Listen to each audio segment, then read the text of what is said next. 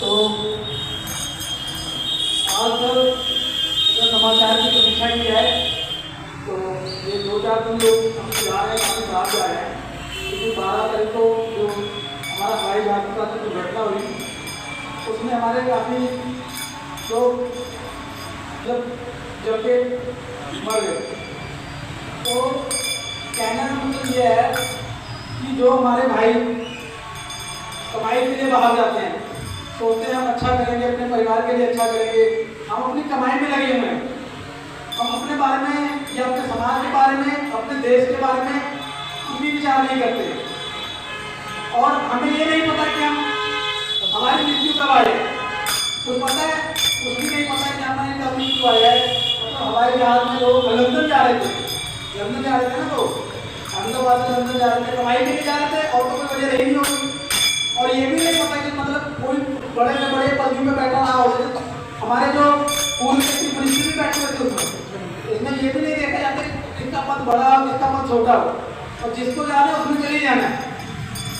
तो हमें इस पर थोड़ा सा मौन होकर सोचना चाहिए। और श्रद्धांजलि भी आज हम इस अपने सत्संग जो हमारा साप्ताहिक सत्संग लगता है आरंभ करता, इस पर हम उनको श्रद्धांजलि अर्पित करते हैं।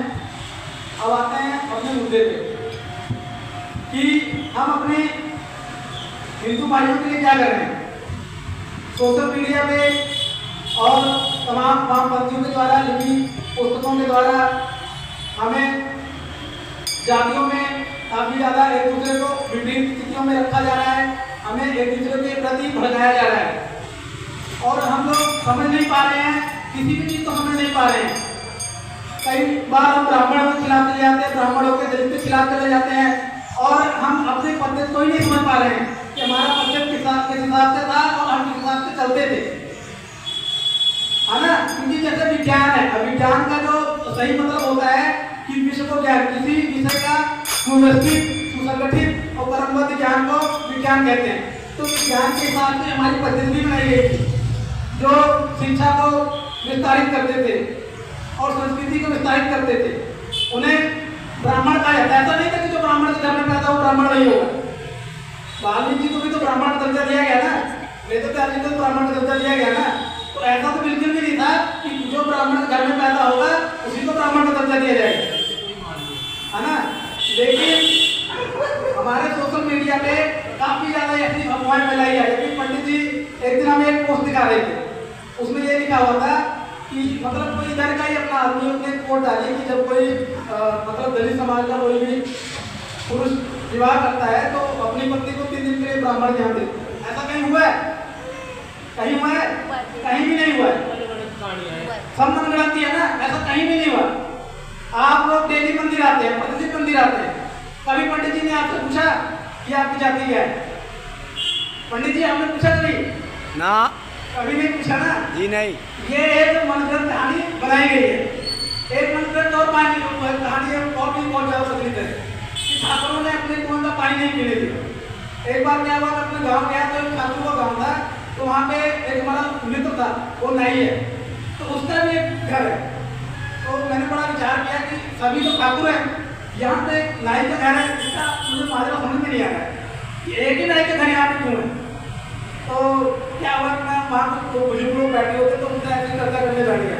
तो उनसे मैंने पूछा कि आखिर ये जो हमारे हैं जो अपने मित्र हैं, इनका घर यहाँ पे ऐसे कैसे, ये कहाँ पे है, इनका घर ऐसे कैसे बन गया।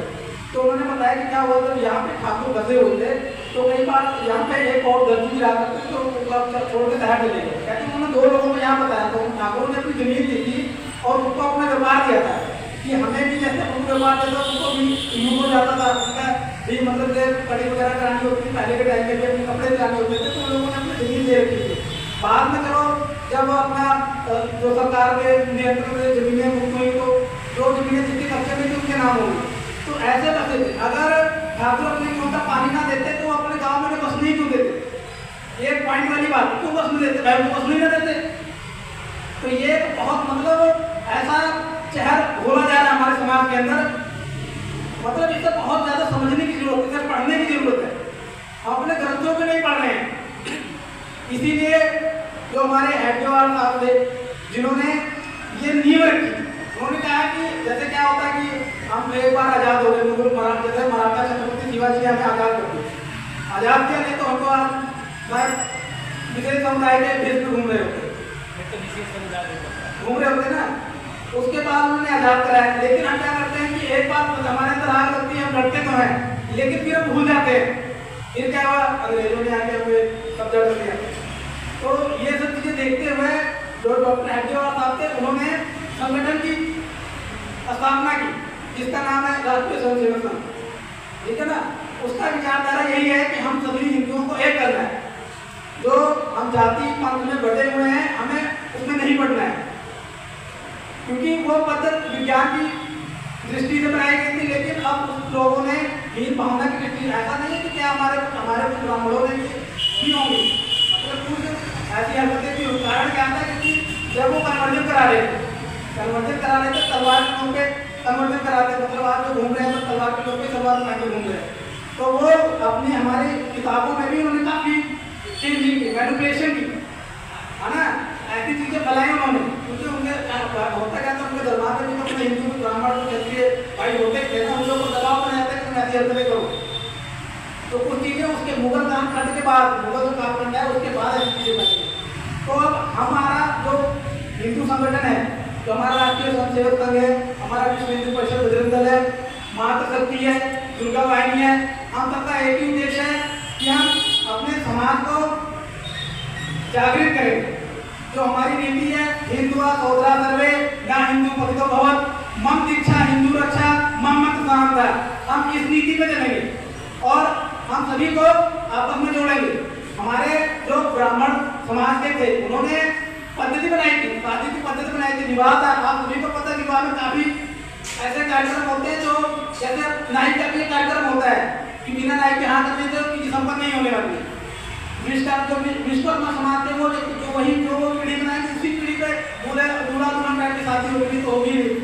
जो अपने माली समाज के लोग वो जो फूल माला लेके आएंगे, उसी से ही वो पूजा की पद्धति यूज किया जाए।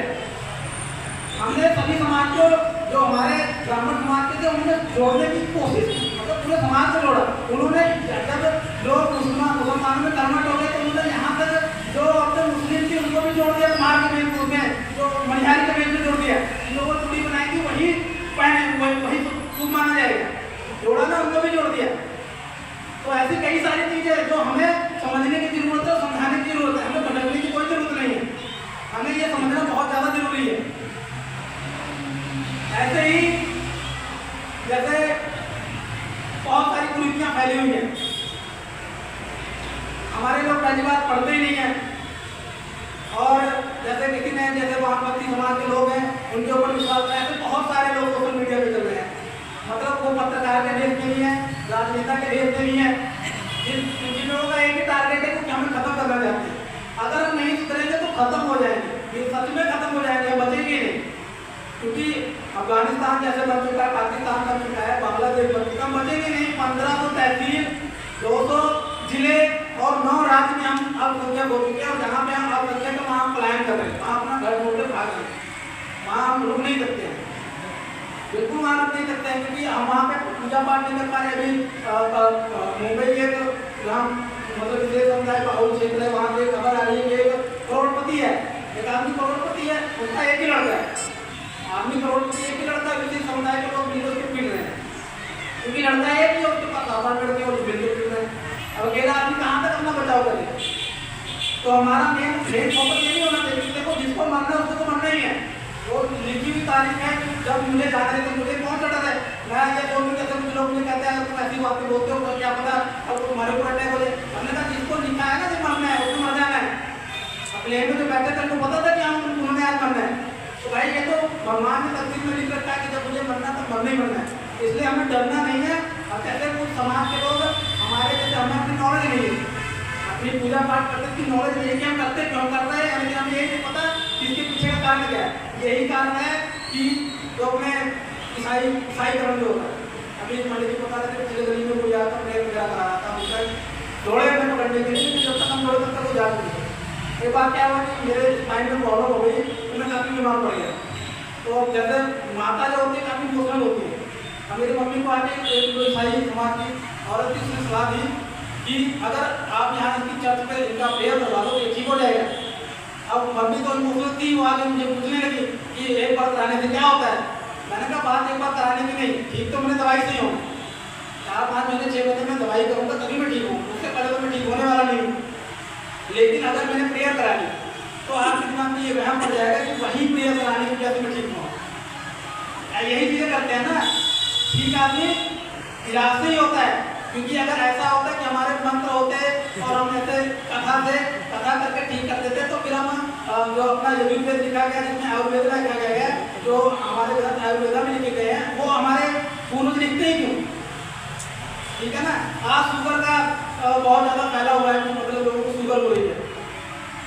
ये जो बीमारी है 150-200 साल पहले वेस्टर्न वालों ने खोज की है, लेकिन हमारे जो ऋषि थे उन्होंने 2000 साल पहले इसे मधुमेह रोग से कह दिया था कि अगर आप ऐसे केमिकल वाली चीज़ें खाएंगे तो ये रोग पनपना वाजिब की बात है। हम पढ़ नहीं रहे हैं, अगर हम अपने आयुर्वेद के हिसाब से तो हमें कोई बीमारी हो ही ना, लेकिन हम क्या कर रहे हैं कि हम बस उसी पर डिपेंड हो गए हैं। और कारण की गलती हमारी नहीं है क्योंकि हमसे छीन ली गई है। नालंदा यूनिवर्सिटी को जब बख्तियार खिलजी ने जलाया था तो उसका कारण यही था, क्योंकि बख्तियार खिलजी बीमार हो गया, उसके बड़े हकीमों ने सही किया और ठीक नहीं होगा। उन्होंने कहा नालंदा यूनिवर्सिटी में कुछ हमारे वैद्य लोग बैठे हैं, अगर आप वहाँ जाओ तो क्या पता आप ठीक हो जाओ। तो वहाँ से वैद्यों को बुलाया गया तो उसने कहा कि भाई तुम मुझे ठीक तो कर दो लेकिन मैं तुम्हारी औषधि नहीं लूँगा क्योंकि तुम काफ़ी हो, है ना। तो उन्होंने कहा ठीक है, आप मुझे अपनी जो आपकी विशेष समझा है कि अपनी पुस्तक है वो मुझे दे दीजिए, नाम ले लूँगा पुस्तक। वो नाम लेके चले गए, ठीक है। वो पुस्तक लेके चले गए, उसको उन्होंने औषधि लगा दी। उन्होंने कहा जब आप पुस्तक को पढ़ना तो ऐसे ऐसे कर लेना, ठीक है ना। तो ठीक है, वो एक महीना से वो ठीक हो गए। तब उनको पता लगा कि ये इनके अंदर इतनी ज़्यादा मतलब ज्ञान है कि ये मेरी पुस्तक से मुझे ठीक कर सकते हैं, तो ये मतलब बहुत बड़े ज्ञानी है। इसी बात को लेकर बख्तियार खिलजी ने नालंदा यूनिवर्सिटी को जला 3 महीने तक यूनिवर्सिटी चलती रही। कि इनके पास इतना ज्ञान पड़ा है तो पाती है तो जो भारत हमेशा ही कुछ गुरु रहेगा। लेकिन क्या था कि हमारे जो उस समय के भी गुरु थे, वैद्य, उनके जो बुद्धि में था ना, जो दिमाग में था उसको नहीं मिटा पाए। उन्होंने फिर वो चीज़ें लिखी और हमारे पास अभी भी वो उपलब्ध है। हालांकि अभी अगर हम ज़्यादा खोजबीन करें पढ़ाई में तो हमें हर एक चीज़ मिलेगी। तो हम ये चाहते हैं जो हमारे नवयुवक बैठे हैं और जो हमारे भाई बंधु बैठे हैं, जितना हो सके ज्ञान अर्जित करें, जितना हो सके अपने ग्रंथों के बारे में पढ़ें और पुस्तकें लिखें जो विज्ञान से रिलेटेड हो, विज्ञान से रिलेट करता है। खुद भी पुस्तकें लिखें कि हमारी ये चीज़ें विज्ञान से ताल्लुक रखती हैं। हमारे अगर हम अपने ग्रंथों को पढ़ेंगे हमें बहुत सारी चीज़ें मिल जाएगी। मैंने इंजीनियरिंग कर रखी है, लेकिन मेरे इंजीनियरिंग पॉइंट ऑफ व्यू से भी जब मैं कभी देखता हूँ तो वो हमारे ग्रंथ से कुछ मिलती जुलती चीज़ें आती हैं।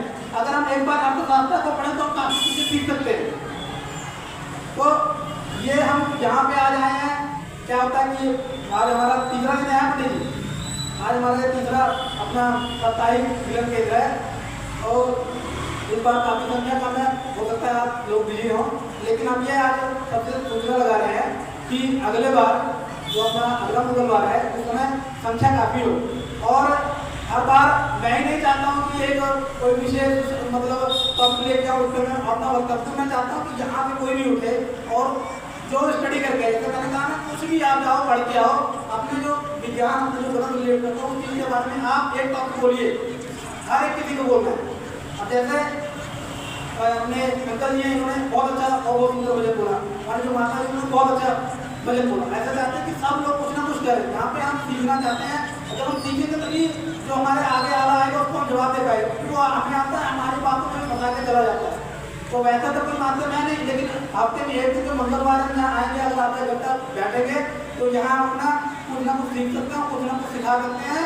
और जो भी आएगा हमें भड़काने के लिए, हमारे धर्म के खिलाफ, हमारे पूजा पद्धति के खिलाफ, हम उसको एक तमाचा मार सकते हैं। लेकिन अगर हमें जानकारी नहीं होगी तो हम उसी के उसमें ढल जाएंगे, यानी ये तो बात सही कह रहा है ना। तो हमारा दर्शन कराने का यही एक उद्देश्य है कि जो हम पूरे देश का तो कर नहीं सकते, लेकिन जो अपना गली मोहल्ला है, जो अपना एरिया, कम से कम यहाँ के लोगों को जागरूक करें। बाकी करने वाले काम हमारे संगठन कर रहे हैं, ऊपर तक हमारा संगठन पहला वो भी अपना बजट दल का वर्क लगा हुआ है। अभी पंडित जी ने भी अपने यहाँ से 4-5 लड़कियों को अपने यहाँ से भेजे हैं वहाँ पे। अभी हम हिमाचल में लगाते हैं 10 दिन का अपना किसी पर 70 लोग हैं। तो हमारे समाज के लोग ऐसा नहीं काम नहीं कर रहे, हमारे समाज के लोग बहुत त्याग करके बैठे हुए हैं। उन्होंने शादी नहीं की है, हमारे स्वयं सेवक ऐसे हैं कि जिन्होंने अपनी जो गृहस्थी वो छोड़ दी है, शादी विवाह नहीं की, अपना परिवार धर्म छोड़ रखा है। वो केवल समाज कार्य में लगे हुए हैं। वो कार्य जैसे हमें आर्मी में जाते हैं, पुलिस में जाते हैं, हमें उसका कुछ फायदा मिलता है, लेकिन हम फर्ज लेकर हम तो समाज के लिए काम करें बिना किसी मतलब यह होता है ना कि आदमी को मतलब कुछ मिल जाए, लालच होती है, बिना किसी लालच के और समाज के कार्य के लिए हमारे लोग लगे हुए हैं।